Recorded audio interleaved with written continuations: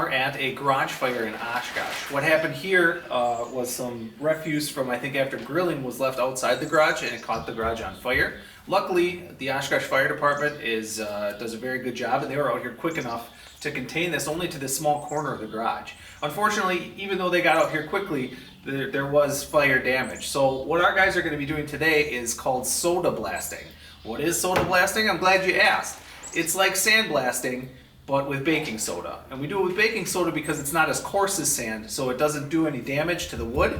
And the baking soda helps to get rid of that fire smell. So if you look, you can see all the damage up here. Our guys are gonna come in and soda blast all of this, and then we're gonna come back afterwards and see how well they did.